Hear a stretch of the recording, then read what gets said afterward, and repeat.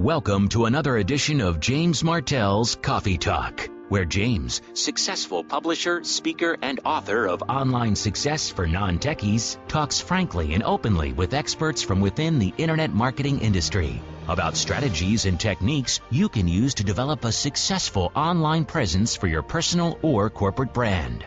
Here's your host, James Martell.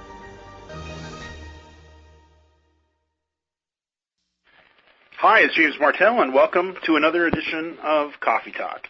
Today, my special guest is Ed Keay-Smith of AdWordsMarketing.com and OzDomainer.com. I met Ed a number of years ago down at Commission Junction University in Santa Barbara, and we've had a chance to stay in touch ever since. Coffee Talk listeners would know Ed from a recent session where we talked about Google AdWords, and he's an expert in that field and has specialized in that area for many years. Although that's not what we're going to be talking about tonight. What listeners probably are not aware of is that Ed is also an expert in domain names and the business of domaining. And that's what we're going to talk about in this session, the world of domain names. And if you're wondering how we can dedicate an entire coffee talk to this topic, put your seatbelts on, because you're in for a real surprise, I would think, at just how big this topic is. Ed lives in Perth, Australia, with his wife Lois and his daughter Sasha. And I had a chance to meet up again with Ed where we first started this conversation about domain names last year, right around this time, down at the System Seminar in Chicago, where we had a chance to take in the event and also do some sightseeing together with Ed and Phil and Cassandra, where we hopped on double-decker buses and toured the beach and actually took the elevators to the top of the Sears Tower in Chicago, where we were 1,350 feet on what they call the sky deck overlooking the city of Chicago, with a view of anywhere between 40 and 50 miles. Quite spectacular. Chicago is one of these great cities that I'd recommend anybody that gets the chance, definitely put it on your to-do list. Ed, thanks so much for joining me on the call. No worries. Thank you, James, and hello, everyone. You know, Ed, one of the things, I love about the Internet and the opportunities that can come from it in the way we can build businesses that are really not too heavy. And, a heavy business would be somebody with a lot of employees and overhead and leases and the likes that come with a traditional business. What I absolutely love about the Internet is the ability for us to work on the business from just about anywhere in the world, providing we got a computer with us, of course, and, an Internet connection. Last time you and I talked, you had mentioned that you were planning, and I think this is a great way to kick off the session because people dream of the lifestyle that you're currently living down in your neck of the woods, and that you're planning a very, very special vacation with your wife and daughter. So before we jump into this whole area of domain names, why don't you spend a few minutes, tell us who you are, of course we know where you live, and tell us a little bit about this vacation that you're planning and how you have the ability to do this because of the way you've organized your business. Okay, well, we like to call it a mini retirement. If anyone has read the book, The 4-Hour Workweek by Tim Ferriss, you'll know what I'm talking about. And if you haven't, I suggest you go and read it. It's actually a trip we've been planning for a little while. We're going away for anywhere between 6 and 8 months. We're booking ourselves some round-the-world tickets. We're heading off, leaving from Perth and going over to the United Kingdom to Birmingham, first of all, where Sasha's her great-grandparents are. And then Lois and I are both born in Scotland, so we're spending a fair amount of time in Scotland hanging around there. Then across to Europe and doing as much of Europe and spending a fair amount of time. One of the things, we've done this before, but it's usually been very quickly. And that's what probably most people experience, is going away for 2, 3, 4, maybe 5 weeks. And everywhere is really quick. We wanted to just experience places for longer and get to know the surrounding areas and the culture. And And then once we finish Europe, but back across to the States, do a little bit of America. We've done that a couple of times before, so we'll end up going to Canada, where we haven't been. And there's this guy I know in Canada. I think his name's James. Oh, that's right, it's you. Yeah, we'll probably catch up with that guy. So I'm really looking forward to that. And then probably Japan and Thailand and like that. So there's a lot to do, but because we're planning between 6 and 8 months, we can do it. And because we'll have our laptops, as long as we can get an internet connection, which, will be no doubt challenging at times in some places. But as long as we can get on, once every 2 or 3 days or once a week even, that should be adequate for what we have to do. So yes, it should be fun.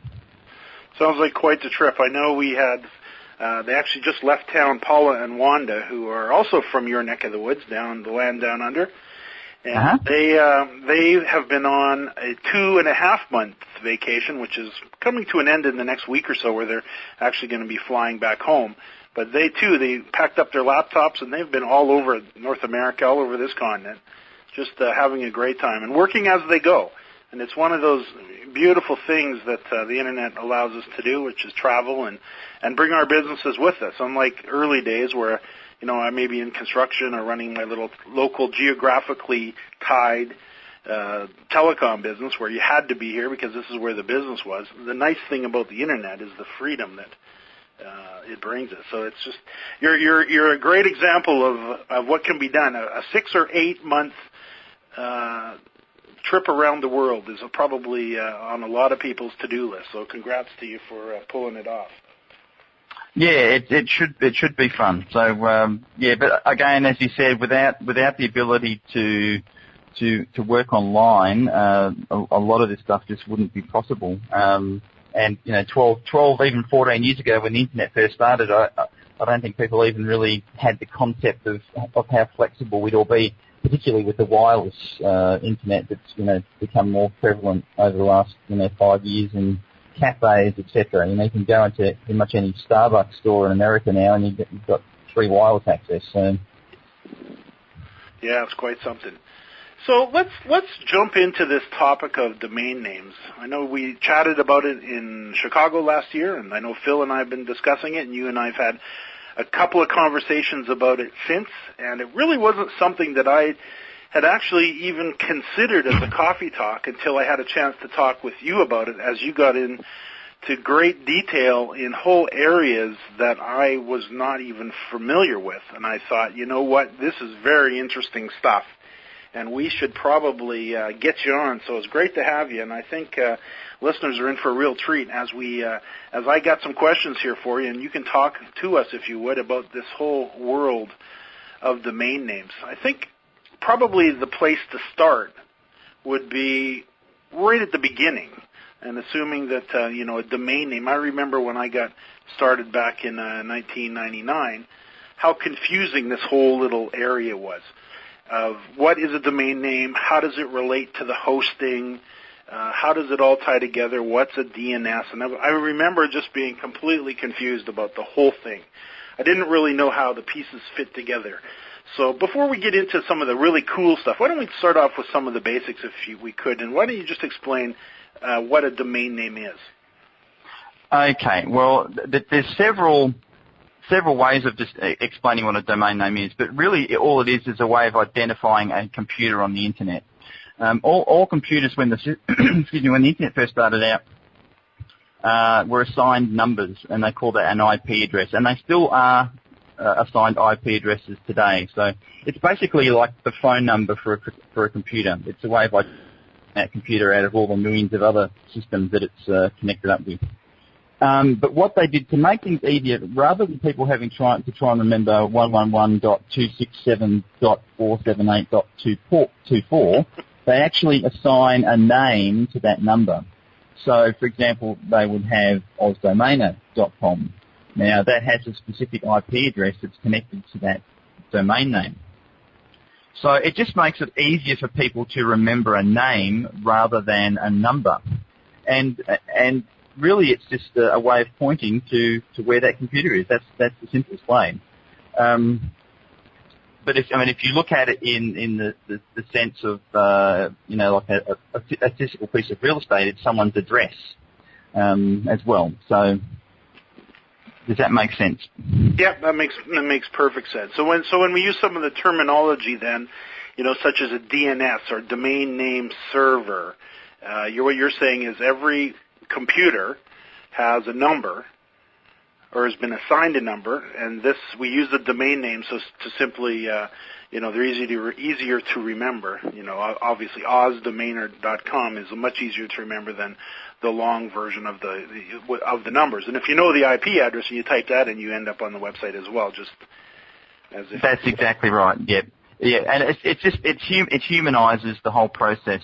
For example, if you were looking for pizzas online, you could type in pizza.com.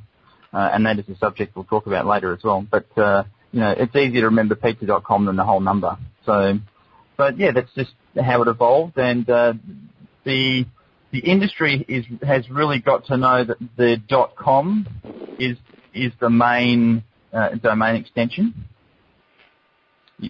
You can all still hear me, I'm assuming? Yep, just fine. Sorry, I heard some funny noises, so I got cut off. So not a problem. We're literally talking clear across the planet here. So if there's a little latency, right. Not a problem. Okay. .com is the main what they call domain extension, and that's the one that everyone has known, and that's the one that all the marketing has been up until what they call the .com crash, where there were lots of companies putting huge amounts of money behind that name.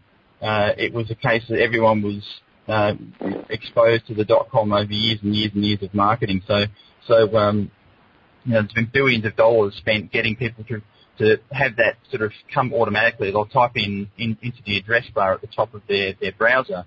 They'll type in pizza.com. That's usually the first extension that they think of. Yes. It's funny.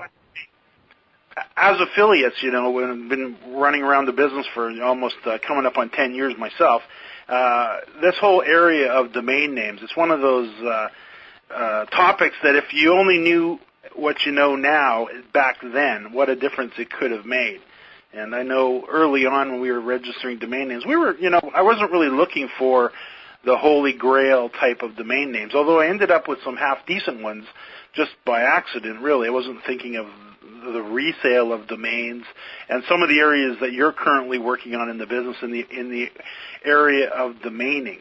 And I know as affiliates, we're always looking at domain names, and one of the things that we talk about when we're trying to work with our sites is picking the right domain name based on the industry that we're working on, the target market that we're going after.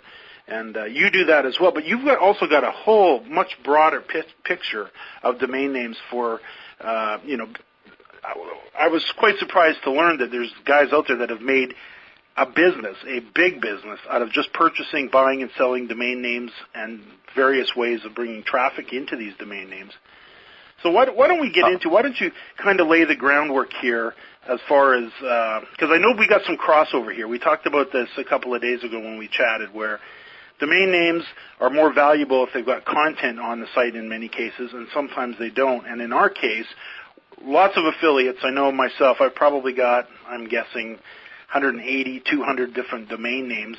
Most of them are, sitting out there on the web somewhere. A lot of them are parked, not doing anything with them. And I know there's lots of people in that boat who've been buying domain names and not really doing anything with them. So why don't you bring us up to date on this whole world of domain names? Okay. To think back in even earlier than 1994, but when the internet really got started, domain names were free to register. Network Solutions, the company that was the main provider of domain names back then, they were giving them away for free. If you had your head screwed on, you had a bit of vision back then, there was some exceptionally good profits to be made down the track. After a while, you still had to pay the registration fee. And this is what put a lot of people off in the early days.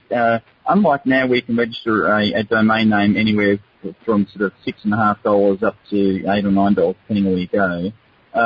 It was between $70 and $100 on average to register a domain name. So it's 10 times as much.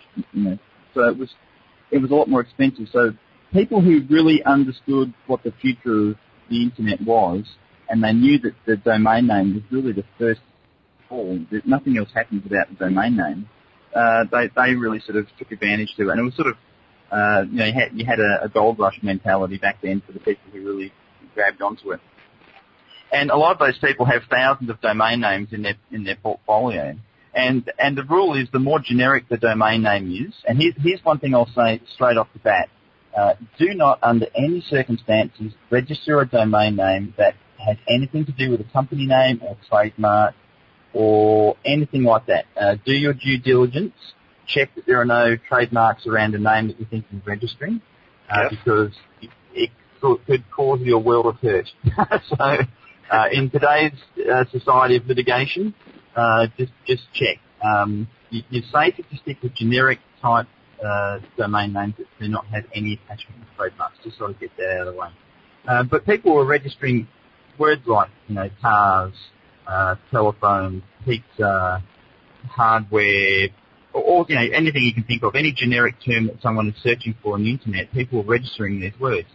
So the more generic it is and the shorter it is, the more value it has. And in particular, if it has a commercial application associated with it. If you're just registering a domain that is a description of something, or it might be the word phrases, or something like that. But if you're registering a domain name that has a commercial application like cars or photocopiers or anything like that, then obviously a lot of money can be made from that situation. Another sort of area that people were focusing on is what they call geodomains, which is the geographic equivalent in a domain name. So it would be something like palmsprings.com. Now, I'm speaking with some gentlemen tomorrow. I'm interviewing them, and they're actually the owners, David and Michael Costello, and they have a whole host of generic geographic domain names. They own palmsprings.com, and that domain itself brings in just over $1 million a year in income from type-in traffic. Now, type-in traffic is one of the things that is appealing with generic, low, single-word or even two-word domain names, because people actually think, gee, I wouldn't mind getting a pizza tonight, or I wouldn't mind finding a new car, or I want to go and book an aircraft, a flight, or I want to go travelling. So they'll have a name in their head.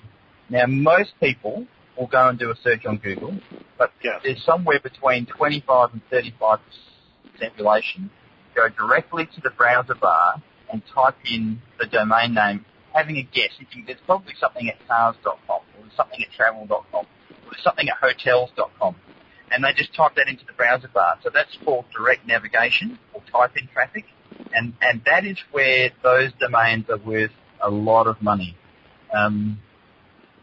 So if there's anything else you wanted to ask me on that point, I'll keep going. Yeah, no, that's quite, and that was stunning for me to learn that. And I wasn't aware that so many people would just go, instead of going to Google, because we obviously live in the search engine world with paid or natural search, somebody would head over to their browser, open up Internet Explorer, and instead of visiting a search engine, they just type in. Do they actually type in www.palmsprings.com, or do they just type in Palm Springs? Yes. Both. They'll do both. And what happens quite a lot nowadays is even if you just typed in Palm Springs, Google itself will often redirect traffic straight through to the page that they think is most qualified to dish out the information regarding that name. So you do some experimenting, you guys that are listening on the call, and just type in some names into the browser bar and see what happens. You'll be fascinated at where you end up getting taken. Quite often, if you don't put the .com or the www before, it might just take you to some Google results. Yeah. Particularly if you're using Firefox. I think Firefox is teamed with Google. I don't use Internet Explorer very often, and you get different results from different browsers. But regardless of the browser, whether it's Firefox or Safari or Internet Explorer, if you type in palmsprings.com, it'll take you to palmsprings.com. So, and that's the power of having a very strong generic name as a domain. Now, one thing I will clarify is pretty much all of those domains, unless you're really, really, really lucky, are gone. Now, they often are for sale in the aftermarket, and you can pick up some really good deals if you do your research and you hunt around. There's lots of different services that provide domain names that are for sale. Sedo, SEDO.com is one of them. But you can buy these names, and you won't be getting them for $8. It could be hundreds, thousands, hundreds of thousands, or even millions, as lots of the domain names are selling for recently. And the pizza.com is an example of that. That has been owned by one gentleman since 1994. He bought it for $20, and he's kept it, and he just sold it on auction on Sedo.com for $2.6 million. Now, that's not a bad return on his investment, I think. Yeah, no kidding. There's a retirement. And someone else who owned the pizza.net decided, well, it was a good opportunity. There was lots of talk about the domain name pizza.com. I'll now sell my pizza.net domain name. And last night, it was just over $1 million that it was on auction. And that's for a .net. Yes. So the .net is sort of like the poorer cousin of the .com. It was a very popular when the internet first got started. .com is really associated with commerce, and .net used to do with anything that was sort of network related or internet related. But that's really sort of gone by the way now, and it's not quite so tightly associated as it was back then with those sorts of that sort of information. But it's still a very, very strong extension of .net. It's fascinating to learn that. I didn't know that early on that they were giving away domain names early on. So those, of us that were around, not really paying attention to the domain name world, is quite something. I know when I first started purchasing domain names, I think the cost was for every domain name was $35 US, and you had to pay for 2 months minimum. So it was a little cost prohibitive. You didn't just go out and start buying up domain names just for the heck of it. You actually had to sit down and think it through a little bit. Yeah, absolutely. I know my accountant back then, he had purchased a domain name. He bought business.com, and he sold it years ago for $3.2 or $3.3 million bucks. He bought it. Your accountant bought business.com. Yeah, he bought that very early on. And did you see what it sold for about 7 months ago? No. $350 million. Unbelievable. Now there was, to clarify that price, if he sold it back then, someone else bought it for and sold it to the company that just sold it recently. I think they sold it for about $9 million. Now the company that bought it spent another $70 million building a whole infrastructure and business behind it. So it wasn't just the domain that went to $350. But if you took away all of the money they spent on it, even if it was $100 million they spent on developing it, and they sold it for $350 million, thank you very much. Yeah, no kidding. So, well, I remember when it happened here. It was big news around here, and he was a pretty smart guy. Probably still is. He used to sell a service in the local newspapers where he would incorporate your company for $99 plus the fees he had to pay to the government. And that's the way he built up his accounting practice, because, of course, somebody starting a new business needed an accountant. So he had a thriving accounting business, and that's how I got to know him. And then he went and purchased the domain name, and I didn't even know he'd owned it until I seen it in the newspaper that he had just sold it. So I would imagine there you go. His retirement. Now, probably for most people, James, that's all very great that we're talking about these domain names that are selling for millions of dollars, but it's probably not going to help the listeners very, very much that are on this call, because unless some of them have $350 million in their back pocket, then probably they're not going to go and buy business.com.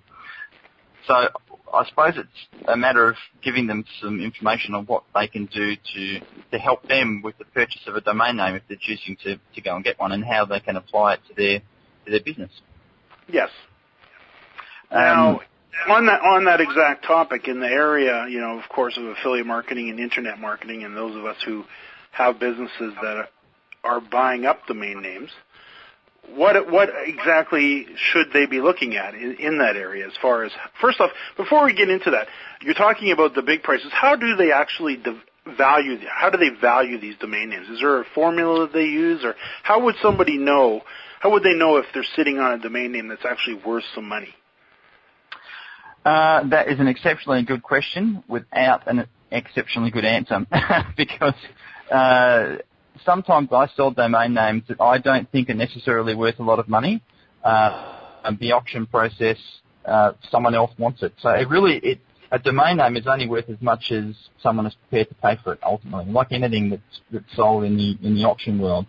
And sometimes people who have their domain names who are selling them don't realise that they are worth more than they think it is, and they end up giving it away for a lower price. And it really is hard to put an exact figure. There's no scientific calculation for working out what a domain name is worth. Well, what are some of the things, though, some of the factors that would play into it? Of course, you mentioned the shorter the domain name, the better. .com is better than .net, .org, that type of thing. Anything else in that area? Yes, it's a case of the shorter the better, the more generic the better, and potentially the more commercial potential the better. So, like, for example, the company that bought pizza.com, I'm not quite sure who that is yet. I haven't heard from my information. It was one of the big three pizza companies, Pizza Hut or Domino's or someone else. Now they would just be using that domain as bringing type-in traffic through to their main business. Yes. Or maybe routing it through somewhere else. I don't know. We'll find out in the future what happens there.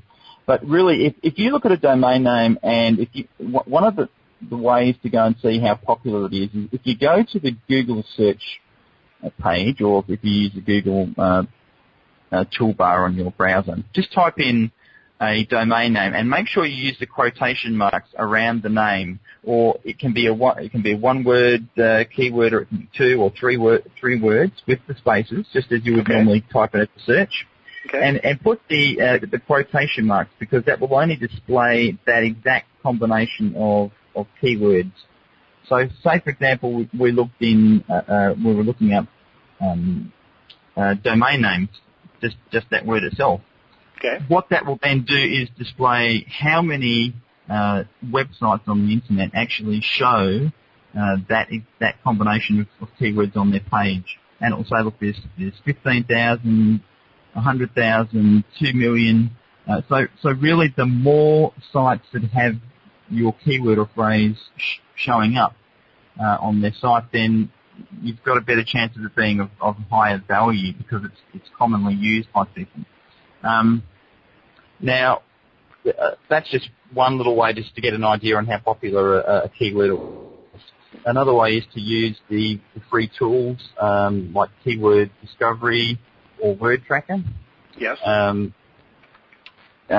We can get the links for people for that, so I don't have them in front of me at the moment. But even if you just went to wordtracker.com, they've got the link on there, I think, for the free service, and that'll give you an idea on a monthly basis how many people, if you type that phrase into Word Tracker, how many people are searching for it on a monthly basis. On a daily basis for Word Tracker, and Keyword Discovery shows it on a monthly basis. Now, if I generally tend to work on with Keyword Discovery, if there's more than 1,000 people a month searching for a keyword or phrase, then it has potential. Again, it comes down to, if you're looking at registering a domain name purely trying to get people using it for type-in traffic, that's going to be a lot harder, because they're fewer, as I said before. But if you get a good quality domain name, and it may be what we call a longer tail domain name, so it's going to have 2 or 3, I would probably, I would try and keep the amount of letters in the domain name under 20. 15 is preferable, and that's not including the .com or the extension or the .net, because the longer it is, the harder it is for people to remember what it is. Okay. And it needs to make sense. So it needs to be a naturally searched on phrase that is commonly being put into Google. So a domain name. So when we're looking at domain names, some of the obviously good ones, the easy ones. When you say shorter the better, generic, have some commercial appeal. A great domain name would be creditcard.com. Absolutely. And, that's a perfect example. Credit card, credit cards, anything of that sort of ilk is valuable.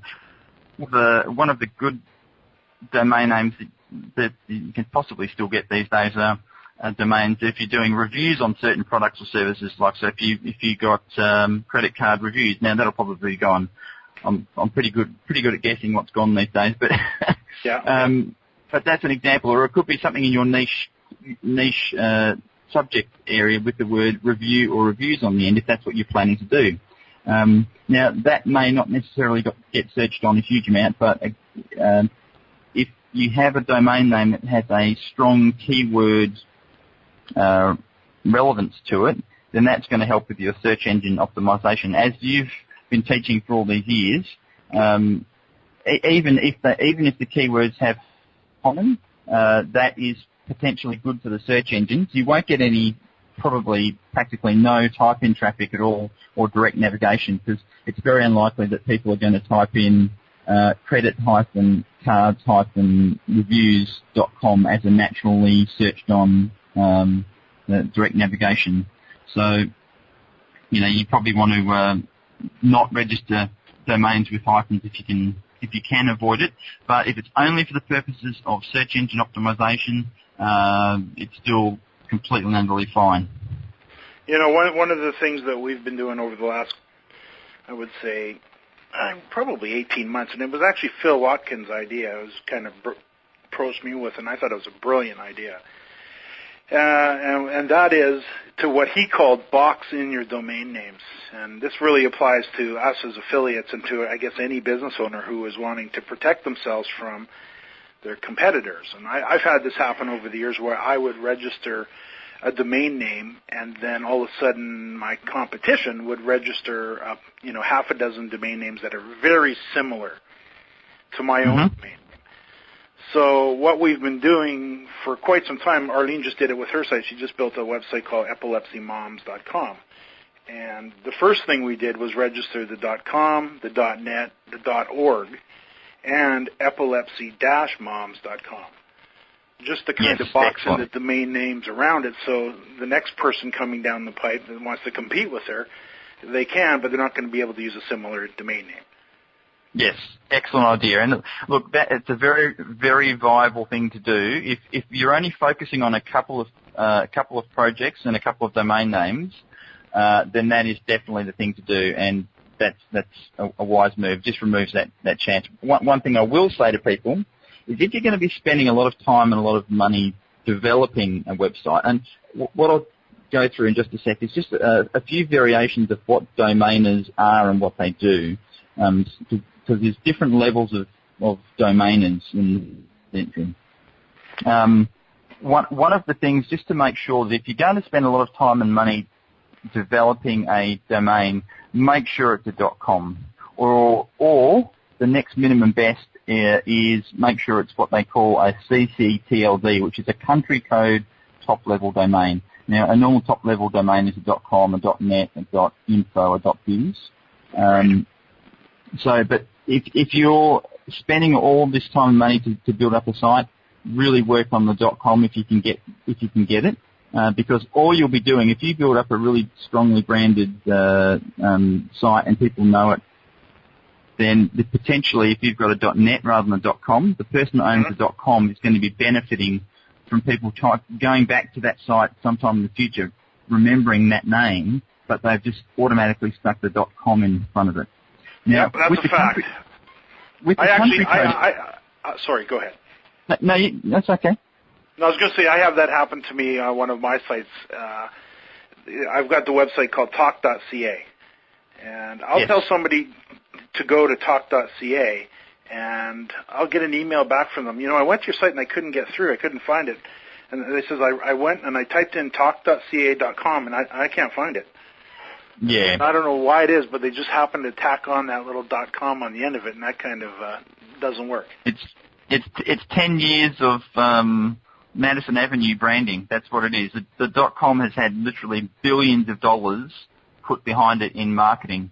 So the .com is really, for most people, particularly Americans and probably Canadians as well, any North Americans would think of the .com as their extension, even though there's .us these days, which hasn't really taken off, but the .com is the one, it's the king of the domain names. But in what I was saying before with the country extensions, like for example, I'm in Australia, so our main domain extension is .com.au. Now, most people in Australia, if they were typing in a domain name, probably a very high percentage would type in .com.au rather than .com. Not always the case, but it's related to for our country. And I own a lot of .co.uk domain names. The same reason. They tend to think that because it's their country code extension, that it would be more relevant to what they're looking for rather than typing .com. So, there's always the king, and .com is the king, but there's also the queens and the what's the other one in Hardpack? I've forgotten. I don't play poker, obviously. What's the next one there? I've forgotten. Yeah. When somebody's looking, to pick a domain name, one of the things I like to do, I'm a fan of getting the keyword in there for some of the search engine benefits that you can get. I don't necessarily so much go with the dashes anymore, although I do like to get the dash version so I have it, and that if I want to publish it, sometimes I've got it so nobody else can get it.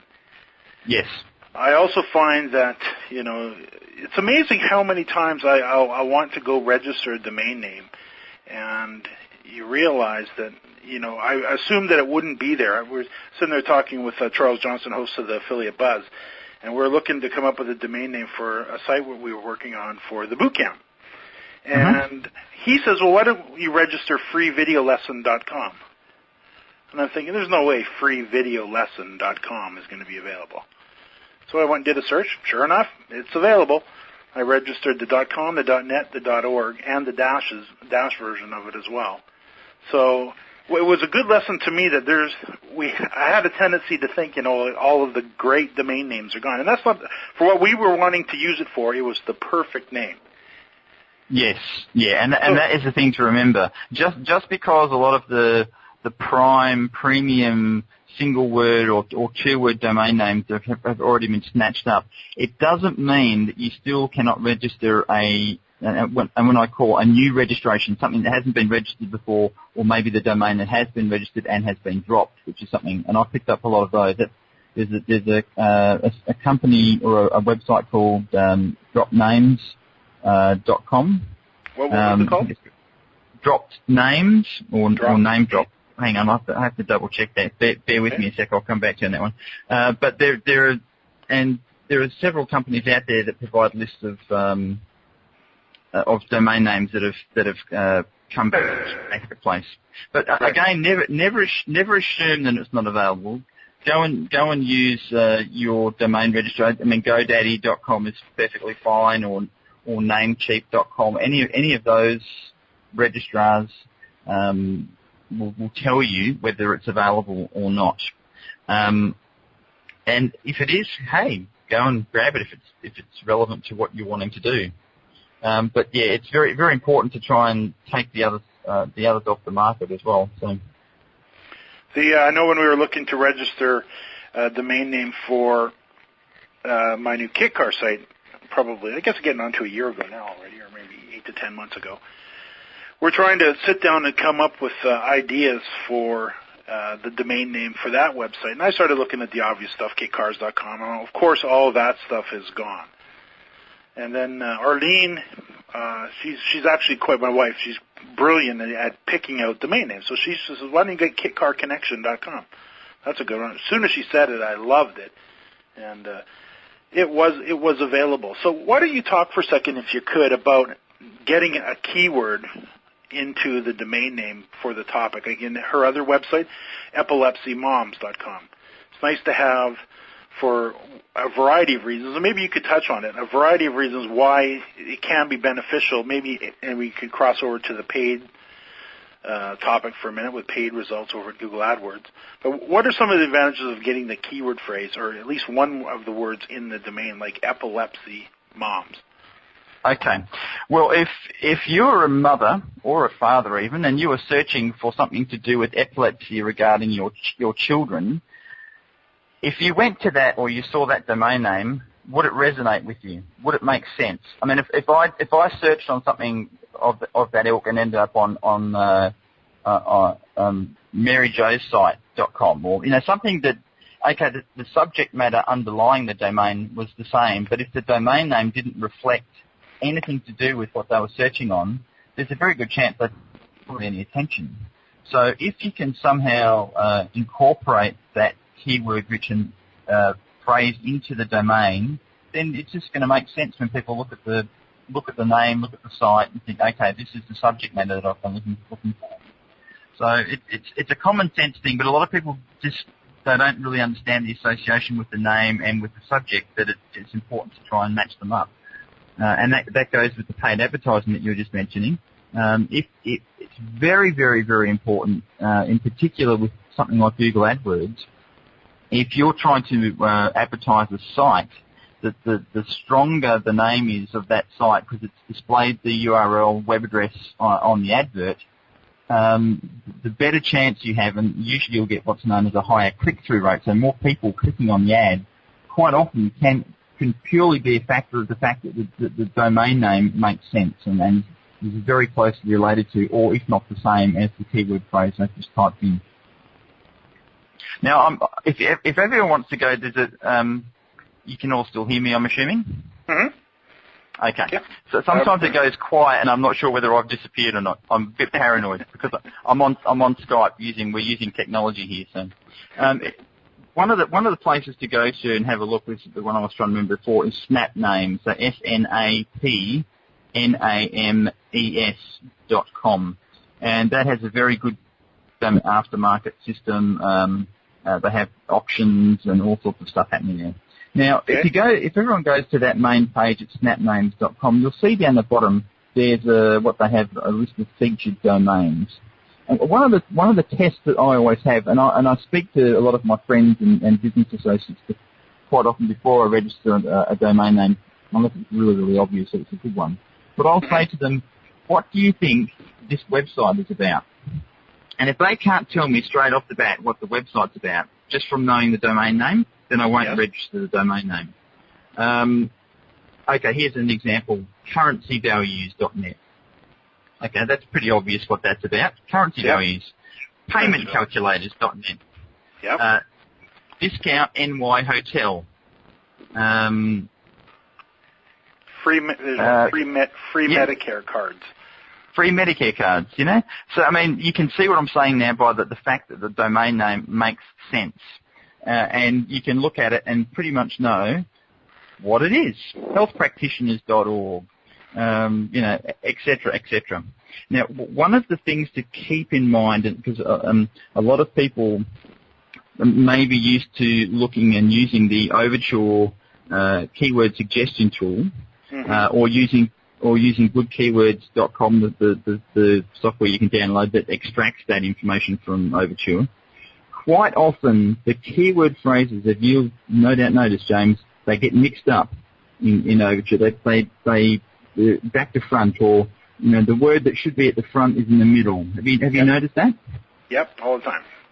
Now, that is a trap that people that don't understand that. If you're reading that phrase and it doesn't make sense in Overture, just be careful and double check that is the correct layout of that phrase, because a lot of people go and register that thinking that is the phrase, and they've got a domain name with 2 or 3 words in it that doesn't really make sense. So just a little tip there to be careful. So you would recommend staying away from those? Yeah, or just at least double checking them. If you've got the list and or here's one off this list that we could say. Okay, debt collection lawyer. For example, that might be debt lawyer collection. That's right. how it might read on Overture. So you think debt lawyer collection, that doesn't quite, it's probably debt collection lawyer.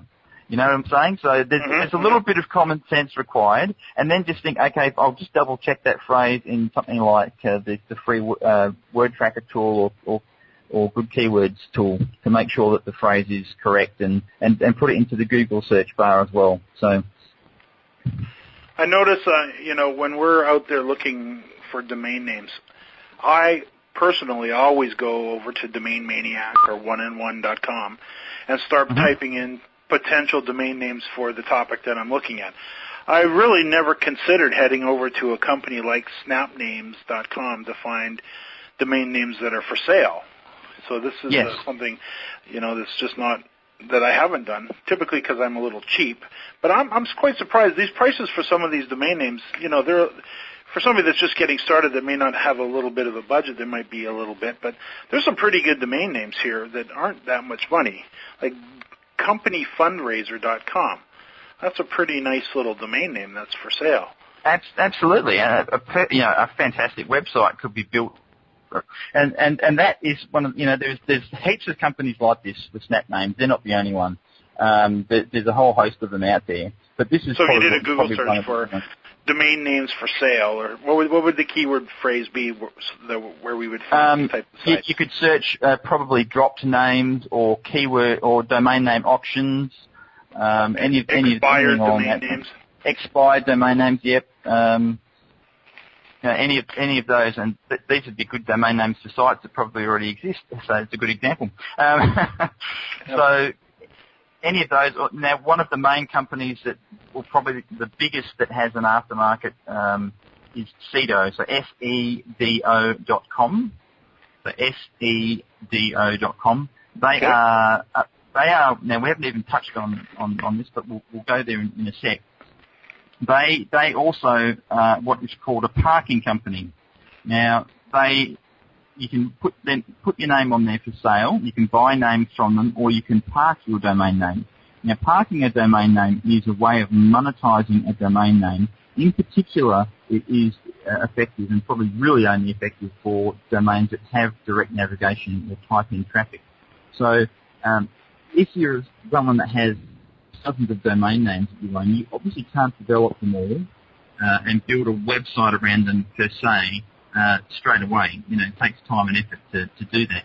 So if you have lots of domain names that have potential, and some people listening to this may have had domain names they've registered for years that they've done nothing with, they may be able to get some revenue from it by simply choosing a parking company, which is like Sedo.com or Parked.com, Parked.com.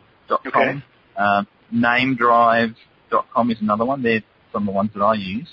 And all you have to do is point your domain name or the domain name setting or domain name system to this particular parking company.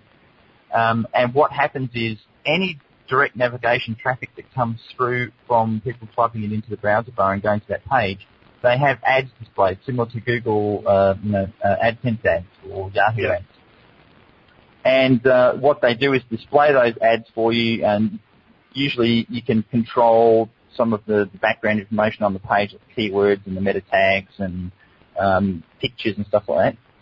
So someone will go to that page, they'll click on an ad, and you will get it from those clicks.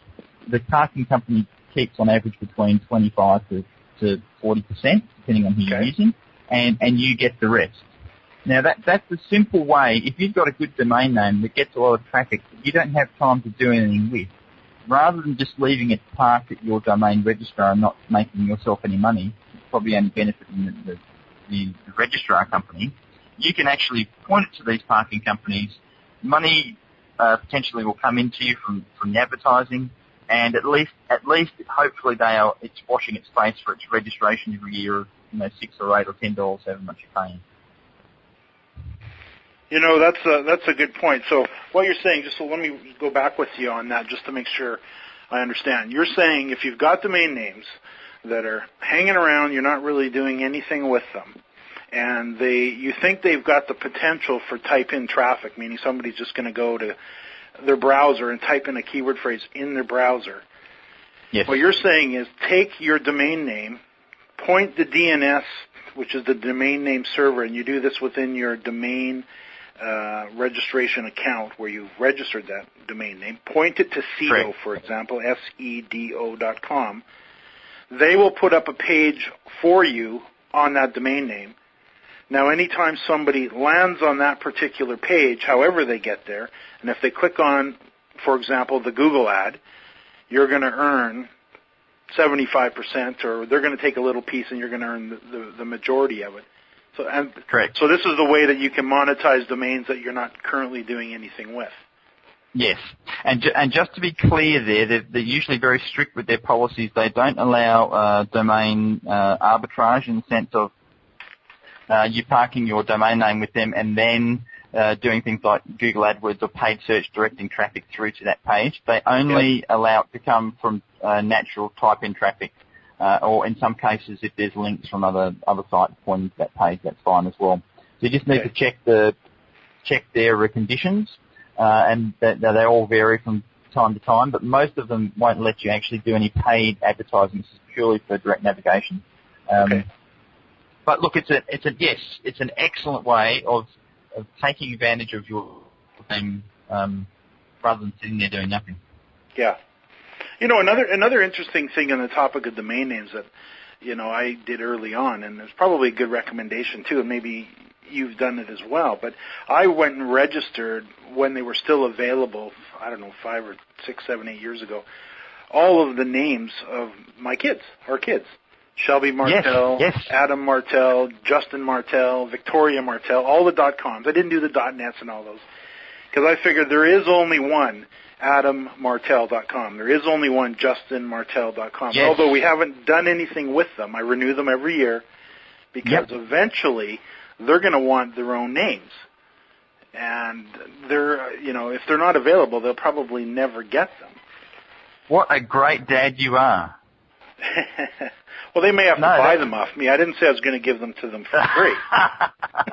that is a really, really good thing to do. And if you haven't already done it, if your name is not a common name, then you've got a good chance of still getting it. Go and register your own name, because it's you. Own yourself. Absolutely. One of the things, I'm curious. I've got a domain name that I registered quite a number of years ago, and I'm wondering if it would actually be worth anything. It's a 4-letter .com, but it doesn't really say anything. It's NSLD. What about a domain name like that? Okay. Quite regularly, there's been a huge play on just mixed letter domain names. They call them LLL or LLLL if you've got 4. Now, quite regularly the 3-letter ones, because they're all gone, you can't get them. There's obviously none left. They've been selling for between $30,000 and $40,000. Now, the 4-letter domain names, regardless of whether it makes sense or not, because it could be a company initial. I mean, you've got a more chance of a 3-letter domain name being a company initial. Give me an example. I can give you lots of Australian ones, like NAB, for example, is National Australia Bank. Okay. So you can think of like IBM. IBM Classic. Okay. Now, that could be a case with you, James. I mean, that domain name, I would say, would probably worth thousands of dollars. I mean, I'm not going to speculate on it. The only way you're going to know is to put it in an auction system and find out. But I would be very surprised if you didn't get several $1,000s for that domain name. I would personally just hang on to it, unless you're really desperate for the money. No. Over time, it'll just become more and more. So good job. There you go. Neat. Cool. Well, I'm just curious. I'm wondering how many people that are listening live to us tonight or as a recording have domain names that they're, that may be worth a few grand or more. Absolutely. Well, the gentleman that just sold pizza.com, I mean, I think from memory, don't quote me on this, but from my understanding, that was the only domain name that he really had. And he just kept renewing it, and he ended up building a site around it as time went on, a sort of an information site on pizzas, and it had links to different pizza companies and services, etc. So he was, he had monetized it in that sense. But a lot of people have domain names that they really don't understand the value of, and this is what a lot of domainers like myself do, is if they're looking for a particular domain name, you can look up on the Who Is, and the Who Is service basically just provides the information on who registered that domain name and when it was registered. Quite often that information is blocked. You can pay to have so that people can't find out who you are and where you are and what your phone number is. But more often than not, people not in the know will register the domain name, keep paying for the registration renewal every year, and they don't necessarily understand that they've got a domain name that could be worth, X thousands or hundreds of thousands of dollars. And quite often they'll get phone calls from people who do know and have offers put to them. And, if someone phoned you up and you had a domain name that you'd been paying $10 a year for years and you really didn't want to do anything with it and you didn't understand domains, and someone offered you $50,000 for it, a lot of people go, hey, cool. Yeah, okay. But that domain name, might be worth, hundreds of thousands on the open market if it's marketed correctly and put into the proper system and exposed to the right people.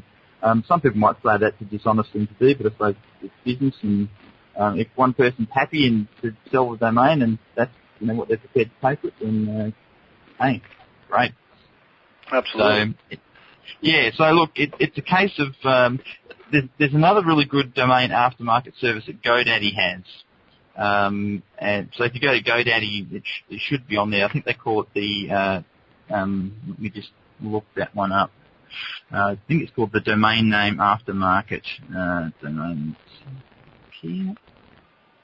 It's funny. I'm looking through my domain names, and I probably have more than 200 for sure. I got some pretty cool ones in there. I got to say, moviehotlines.com. I've owned that for, it's not creditcards.com, but that's a fun little name. Yeah. Absolutely. That's a good name. Yeah, the Domain Name Aftermarket is what it's called. And if you just go into the GoDaddy website, or you can go to tdnam.com, so that's T for Tom, D for Donald, N for Nelly, A for Apple, M for Mary.com, tdnam.com, and that will take you to GoDaddy's Domain Name Aftermarket system. And they have a whole stack of keywords, domain names that are up for sale. And, have the live running auction. It's very similar to eBay type setup, and they've got how many hours or days are left on the auction, how many bids have been put on there, the current price. So, that's a very popular domain aftermarket. So if somebody's sitting on a domain name and they're curious and wondering what it's worth, they could go to, let me just get that again, tdnam.com. .com, correct. And what do they do when they get there? Do they set up an account? You open an account. Most of the companies, I set mine up ages ago. I can't actually remember whether it cost anything. They're either free to set up or minimum, might be a token $5 or $10 to set up an account with them. And then it's just a case of listing the domain name. They'll probably ask you to put in some information about what the domain potential is or what it's related to.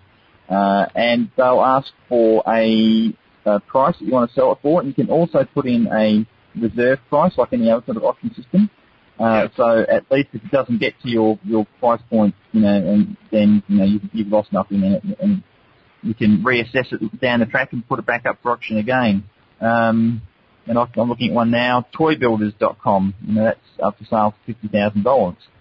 Now, when you really consider it, and again it comes back to the thing that you were talking about before with your kids' names, there is only one jamesmartell.com available, okay? There is only one toybuilders.com available. So it's one of those things, people will go and spend, $100,000, $200,000, $1 million on a piece of real estate But right next to that piece of real estate, quite often there's something that's almost identical. So, I mean, ultimately, when you look at domain names, and the domains are commonly referred to as virtual real estate or cyber real estate. It's a one-off piece of property. No one else can own that domain name. They can have something similar. They can have the .net or the .org, but they will never have the .com as long as you keep paying your registration fee. And it's prime real estate. Prime real estate. What's the difference in price typically between, a .com and a .net? I have another domain name called howitworks.net. What would, and you're probably going to have to completely guess, what would the difference between a howitworks.com and a howitworks.net? What would the difference be? Is it half as valuable or a quarter? Well, that is a really hard question, and at the moment there's something that's completely sort of blowing any of the normal way of thinking out the door, and that's the pizza doppel.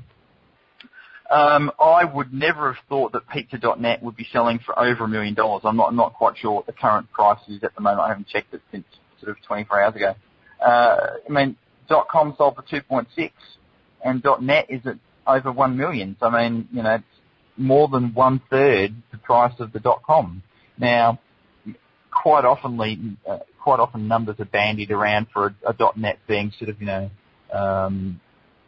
1/6 the value, or 1/5 the value of a .com, but it's really open to speculation. And some people are really quite happy to get the .net and develop a .net if the keywords in that domain are exactly what they want. So I own quite a lot of .nets, like I own travelbytrain.net, which is one that I'm developing now. That's a nice one. Yeah, and that was one that was had been registered and had dropped, and I picked that one up, and that's something we'll be doing a lot of train travelling while we're away, and that's the side I'm going to dedicate to travelling by train around Europe and UK and America or Canada. So I don't mind the fact that I know that .com's already gone, because I'll be using my sort of search engine expertise and my paid advertising stuff, and I'll be bringing the traffic into it in many ways. So I'm not really concerned that the .com has been taken. But a large company, I would probably reassess just buying the .net as opposed to the .com. So I don't know whether I answered that question. Maybe I did a politician job and sort of skirted around it and didn't answer it at all. No, I think you did. We had a conversation when we talked a few days ago. You'd mentioned that there's some overlap here between what we do in the affiliate marketing world and the publishing of websites and the domainers who are sitting on domain names. And sometimes it's worthwhile, taking that domain name and, of course, building a website with it. Yeah, and look, that's a very good segue into what I was going to talk about in regards to the type of domainers there are. And I'll just very quickly touch on the different types of domainers and what they do. First of all, you've got the investor, and the investor is someone who will buy a domain name and hold that for the long term. Very rarely will they sell it, but usually they're buying that domain name to keep for 5 or 10 years and sort of profit from it in the long run. Then you've got someone that is, these aren't industry names, by the way. It's terms we use in the domain name industry fairly regularly. But then you've got someone that they call a flipper. So someone who'll buy a domain name today for $100 and sell it in a month's time or next week for $200 and just make quick little profits consistently like that. Then you've got someone who's a developer who will buy a domain name and they'll buy unregistered domain names and build, properties on there. They might take a domain name that had no really huge value. It might have, be worth $10 or $15 or $20. They'll put some content on that site, develop it, have some Google AdSense and some advertising, and that particular site they may sell 4 or 5 months down the track for $5,000, $10,000. because they've actually built the value around that domain. They've got traffic to the site. So, they're really the common areas of what people do as domainers. So it's really a case of choosing. You may fit in there somewhere. You may be a blend of all of those types of people. I mean, obviously with the things that you've been teaching, James, over the years, they would probably be into more of the development stage or the development category, where they're buying a domain name, getting traffic to it, putting affiliate links on, Google AdSense, etc. Yes. And it's a good point. It's one of those things that I don't think a lot of people really sit down and think about, which is how much would your site be worth once, or what will it be worth once you've built it out? And I know. Yeah, so eBay is also a common place where domain names are sold, and most people probably wouldn't even think of eBay as a place to buy a domain name. But yeah, regularly domains are sold on there, and quite often people in particular that have sites that have something built around them, and it's not just a domain name that is parked somewhere. They'll market that site on eBay and talk about how the site's been developed and how much traffic it gets and all sorts of information like that, relating to that developed name. I received a call from a guy I know locally here in Vancouver. I guess it would be a week ago tomorrow, and he's waiting to get back to me to get back to him on a few of them. But he's out there actively.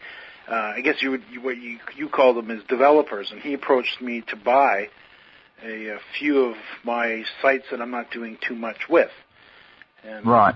Which was interesting because I was curious as to see what they would be worth. And he says the site that is making, he says, for example, if it's making only $10 a day in Google AdSense, they'll cut a check right now for 10 times 365 days. So $3,650. If you've got a site that's earning $100 a day, they'd cut a check for $36,000, just like no question about it, right now. Yeah, and that's quite common. The 10x factor is quite common. You'll find that it's probably more often than not anywhere between 5 and 10. But yeah, it's a pretty good ballpark figure to work with. Because really, the site's already there. It's developed. The traffic's coming in. It's income that they're going to be making potentially for many years to come, as long as they obviously keep the site up and keep the content up. You bet. You mentioned earlier trademarks as far as goes to domain names. So maybe we could talk about this for a few minutes, because I know this is a mistake I made a long time ago. One of the many I've made over the years, having fun with this. But it was kind of a cool mistake, and it was an interesting exercise. And I'd registered back then. I registered a domain name, completely innocently. Here I am, an affiliate.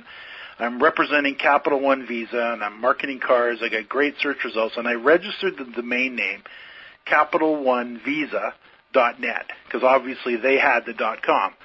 And then I went to work on getting that site developed and built out and put the content on it, and then I started working on getting the traffic to the site, and managed to push it up into the number one position, knocking CapitalOneVisa.com out of number one to number two, and I got the number one spot. And I was quite proud of myself, and I thought they would appreciate that, because goodness knows I'm sending them all this business, and they're paying me a commission, so this must be a pretty good thing. Yeah, one would think that. Right up until the point I got the cease and desist letter from their legal team out of New York. Then I realized that this probably wasn't the coolest thing to do. But you know what? It's a very common and innocent mistake for some of us that are maybe not that savvy to the trademarking rules and the copyright issues, especially early on. Yeah. What can you say to that? Done it myself. Done it and other than the same just thing happen. not do it. I've got nothing else to say other than don't do it. Just don't do it.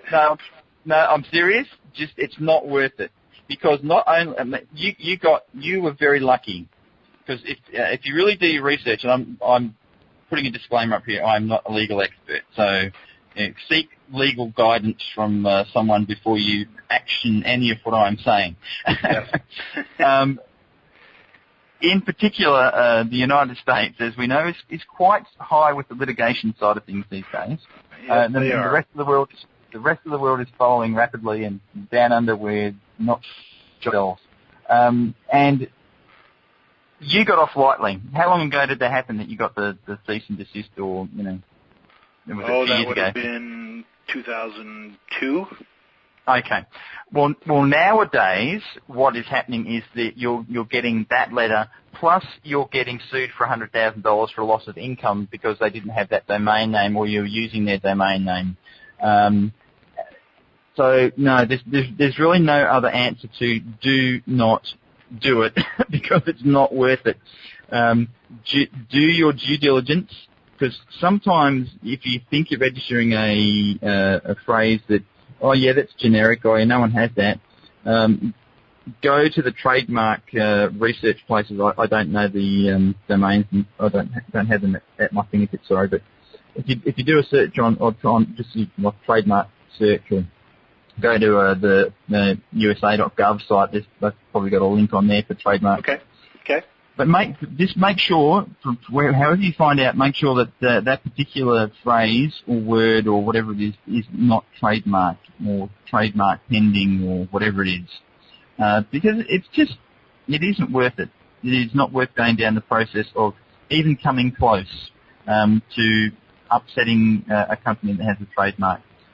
Because they'll end up giving you a world of grief, and you'll have to spend money to try and defend it if you thought it was defendable. Here ended good advice. Here ended the lesson. Yeah. Well, somebody mentioned to me today, well, FerrariKitCars.com is available, and well, yeah, I'm sure it is, but no, we're not. I don't want anything with the name Ferrari in my domain name. Thanks. No. Your name. Get old Enzo giving us a call. And I'd love to meet him, but just not in that context. Yeah, I think he's actually dead now, isn't he? But anyway, he'd probably still contact you from the grave. Oh, I'm sure he's got a legal name. I want my domain back. If you have it back to me now. One of his sons, Dino, or... Yeah, that's right. So look, if you're looking at just general generic domain names, you'll be safe. And there's so many of them out there, and there's a gazillion. I constantly register new domain names every day, unregistered domain names that haven't been picked up. Like today, I registered handtrolleys.com. Now, that may not necessarily be I don't know whether do you know what a hand trolley is? Is it a dolly? Something you would use to move furniture and boxes? Correct. To the moving van? Correct. That's exactly it. I don't think the phrase is that common in America and in Canada, but it's a phrase that's commonly used in the UK and Australia. We call them hand trolleys. Okay. So it was a domain that was unregistered that has great potential for a site on hand trolleys and affiliate-related products. And hey, I couldn't resist. I've become addicted to registering domain names. So. Sounds like a pretty fun business. I mean, I'm looking through that tdnam.com site, and I'm seeing problems here with, that people could potentially run into just on this topic of trademarks. TravelDisney.net. I'd avoid that like the plague. Yep, absolutely. You don't want Mickey Mouse calling you, and he will. I personally think a lot of the parking companies and a lot of the aftermarket domain name companies have a lot to answer for. I think that they should not even let domain names like that, if they're potential trademark infringements, be sold, because some poor person's going to come along unknowingly or unwittingly buy that domain name, and they're the ones that are stuck with the lawsuit. So that's just my personal opinion there, but that's a classic example of one I wouldn't touch with a barge pole. So here's another one: New York Giants Super Bowl champs. I'd stay away from that. New York Giants. Yeah, it's all Now here's a funny story. Here's a funny story for you. About 4 months ago, at one of the big domain name auctions run by Moniker.com. It's Moniker.com. Moniker. Okay. They were at one of the traffic domain seminars. There's a seminar that's held in several places in the US, in Miami, New York, Las Vegas. It's called Traffic. And they had a domain name auction up for the domain cowboys.com. Now, there were lots of people bidding on this name, and as you would expect, Dallas Cowboys were bidding on the domain name as well. Now, it ended up selling for $275,000, and it was bought by Dallas Cowboys. 10 minutes or so after the domain name auction had finished and the Cowboys had purchased the name, one of the lawyers from Dallas Cowboys called back and said to them, "There's been a mistake. We didn't realize that we were paying that price for the domain name. We thought we were paying $275 for the domain name." And everyone was going, "Oh, you've got to be kidding me." I mean, it cost $300 to participate in the auction. So, I mean, So you think legitimately they just didn't understand what it was worth? They didn't understand, and they didn't want to buy it. Fools that they were, in my opinion. So it went back on the auction the next day and ended up selling for $375,000.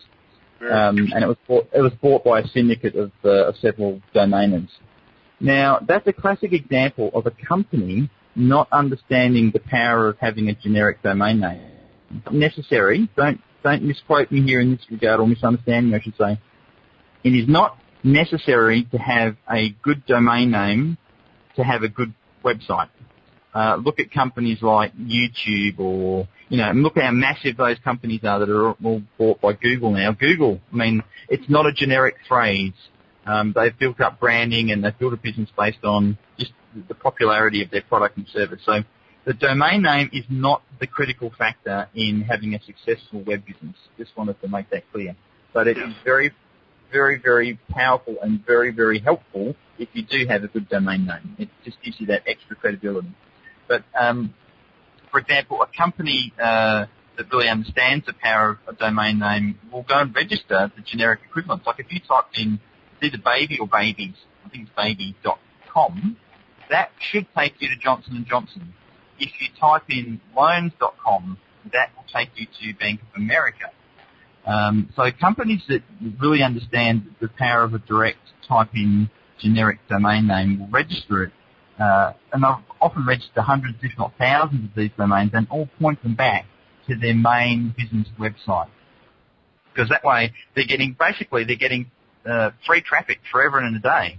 I mean, if any of the big hotel chains had really had their heads switched on, they would have, like the Hiltons and the Hyatts and all that, they would have gone and registered hotel on hotels.com, but they didn't. That's owned by, a private group. But you would have owned that segment forever and a day. But they didn't do it, so now someone else is reaping the rewards. Yeah, good old hindsight is 20/20, isn't it? It is.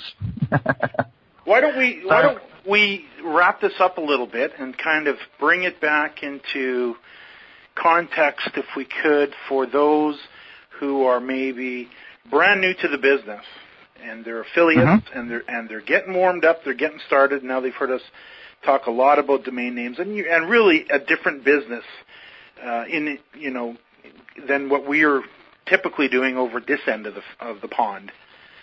Yep. Where we go out and we build information-rich websites, and we get paid by referring traffic to a merchant who will pay us a commission, or maybe from some Google AdSense, and we'll get paid that way, or a combination of both, plus other ways we can monetize our site.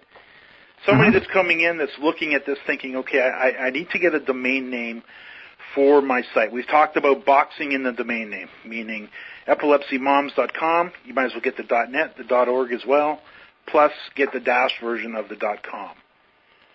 Yes. Would you agree that's a good strategy? Absolutely. If it's a case of you're going to be developing a domain name, it's a great strategy. If you're only buying them as a domain name, probably not, because it's not going to really do you any good.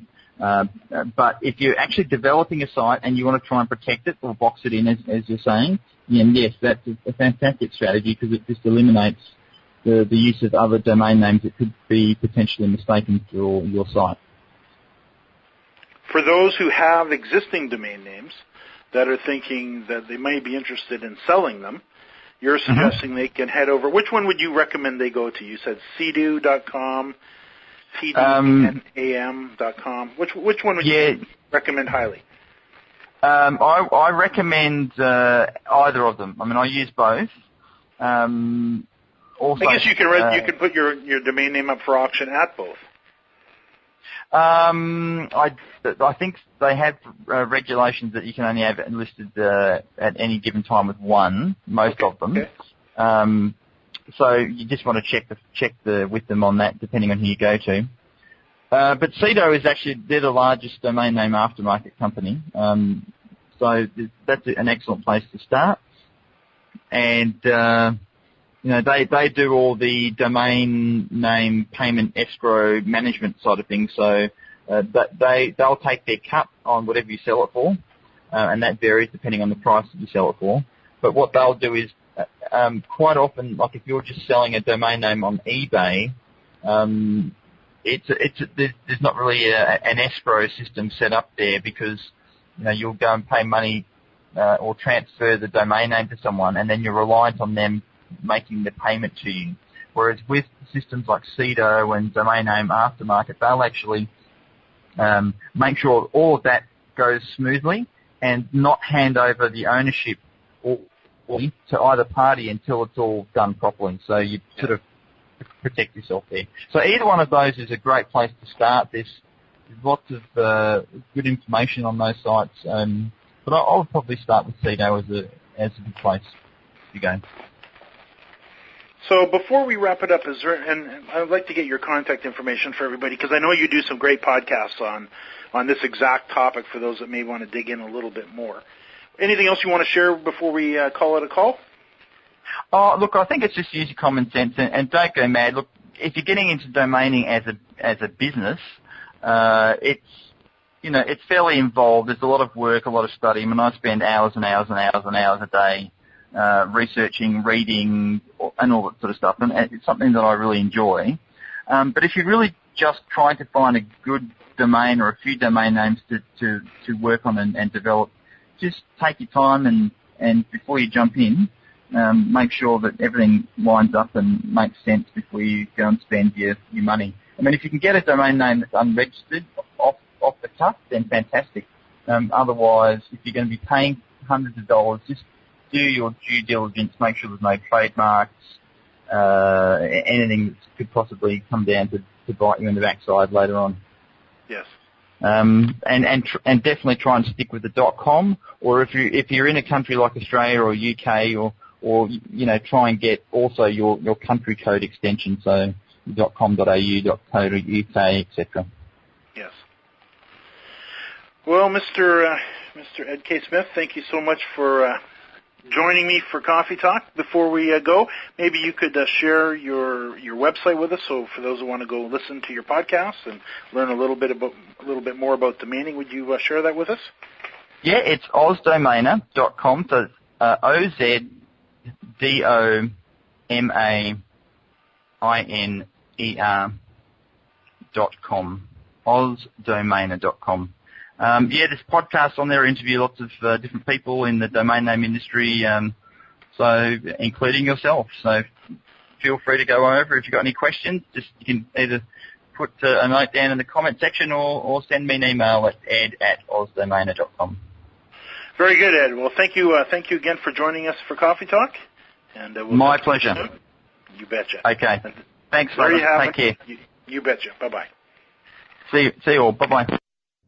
To learn more about James Martell, the School of Internet Marketing, and how you or someone on your staff can quickly and easily learn how to develop a successful online presence for your personal or corporate brand, visit theschoolofinternetmarketing.com.